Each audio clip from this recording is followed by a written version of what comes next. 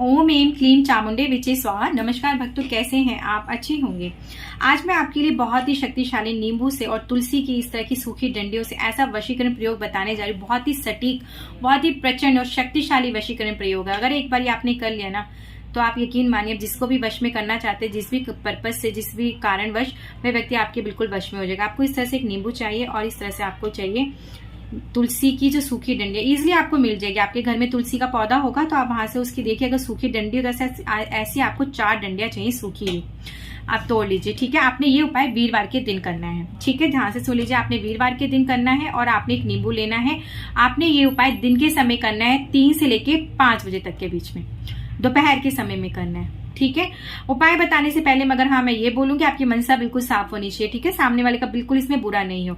तो चलिए उपाय में बताती हूँ। अब आपने करना क्या है, कमरे में बैठ जाइए, स्वच्छ हो जाइए, नहा धो के स्वच्छ रहना। आसन लेके आपने अवश्य बैठना है, अपने इष्ट देव से प्रार्थना करनी है। आप जिस भी कारणवश से जिसको भी वश में करना चाहते हैं, आपके कार्य को वो सफल करें। तो आपने करना क्या, आपने तुलसी के पत्ते ले लिए ऐसे 4, लाल रंग का पेंट चाहिए और आपको एक ऐसा नींबू चाहिए। अब आपने करना क्या है, जिस भी व्यक्ति को, जिस भी महिला को आप वश में करना चाहते हैं, आपने उसका नाम इस नींबू के ऊपर लिख देना है। नाम जो भी है आपने वो लिखना है। ठीक है, नाम लिख दिया, जमा का निशान बनाना है और अपना नाम, आपका नाम जो है आप अपना नाम यहाँ पे लिख दें। ठीक है, बस आपने ये कार्य इसमें करना है। ये हो गया। अब आपने यहाँ पे एक स्वास्तिक का चिन्ह बनाना है और एक इधर स्वास्तिक का चिन्ह बनाना है। ठीक है, इस पे आपने ऐसा रोली जो होता है, रोली को आप ले लीजिए, घोल के पेस्ट बना के आपने अपने नाम के ऊपर और जिसके ऊपर आप ये वशीकरण करने जा रहे हैं उसके नाम के ऊपर इसको अच्छे से लगा दीजिए। ये आपने इस तरह से कर दिया। ठीक है, ये लिया आपने जो तुलसी के पत्ते। आपने करना क्या है, चारों दिशाओं का सोचना है। उत्तर दिशा का आपने नाम लिया, फिर यहाँ पे रखा, इस पे आपने ऐसे कुमकुम तिलक लगा दिया। दक्षिण दिशा का आपने यहाँ रखा। ठीक है, ये आप अपने आसन लेके आराम से बैठ के करेंगे। ये आपने पूर्व दिशा का रखा और यहाँ पे आपने पश्चिम दिशा का। चारों दिशाओं का सोचते हुए आपने इस तरह से इसको करना है। ठीक है, ये हो गया आपका।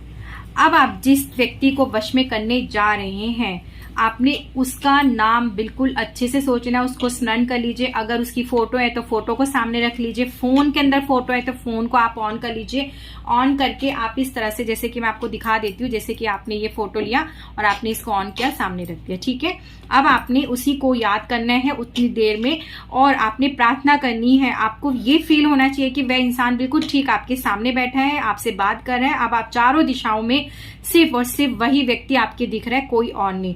ठीक है ना, आप इस बात को समझ चुके होंगे कि मैं किस तरह से आपको बता रही हूँ। अब आपने लेना इस तरह का लाल धागा। ठीक है, लाल धागे से आपने करना क्या है, इसको बांधना है चारों दिशाओं को कि खुलना नहीं चाहिए। वह व्यक्ति और आप इस 4 दिशाओं के बीच में हैं। ठीक है, जैसे कि यहां से और ये पूरा इस तरह से पूरा बंध गया।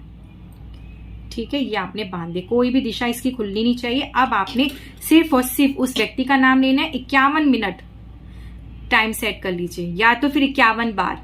ठीक है, आपके पास समय है, आपकी क्षमता है, तो आप 51 मिनट तक नॉन स्टॉप सिर्फ उस व्यक्ति का नाम लेंगे, फोटो देखते हुए। अगर नहीं समय है, आपको ज्यादा जल्दी है, तो आप 51 बार नाम लेंगे फोटो देखते हुए।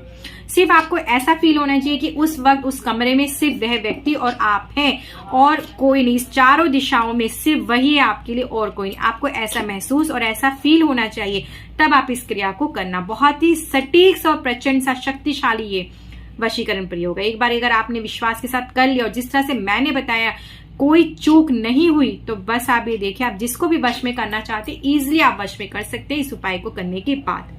बहुत ही सरल, बहुत ही सटीक सा ये उपाय है। इसके बाद जब आपका ये क्रिया हो जाएगी, आपने करना क्या है, ये चीजें ले जाके किसी भी वृक्ष के नीचे आप दबा दीजिए। गड्ढा खोद के दबा सकते हैं तो ठीक है, नीम का वृक्ष हो, बरगद का वृक्ष हो, पीपल का वृक्ष हो, या तो फिर आपके आंगन में अगर मिट्टी होती है तो वहां पे कच्चा है तो वहां पे खोद के दबा दीजिए। नहीं तो आप ये सारी चीजें ऐसी ले जाके इसे इसी तरह बंधा हुआ ही रहने देना, खोलना नहीं है। आपने इसको इसी तरह से लेना है, ले जाके या तो आपके घर में जो पौधा तुलसी का था आप वहां पे मिट्टी खोद के इसे बिल्कुल गाड़ दीजिए। बस आप वहां पे हाथ जोड़िए, भगवान से प्रार्थना कीजिए कि आपने जिस भी मनसा से इस कार्य को किया उसमें सफलता प्रदान करें। बस वह व्यक्ति आपके बिल्कुल वशीभूत हो जाएगा, आपसे प्रेम करने लगेगा। अगर नहीं करता है तो आप मुझे आगे दीजिए, मैं फिर आऊंगी इसी तरह के बहुत ही सटीक से वशीकरण प्रयोग के साथ में। जय श्री कृष्णा।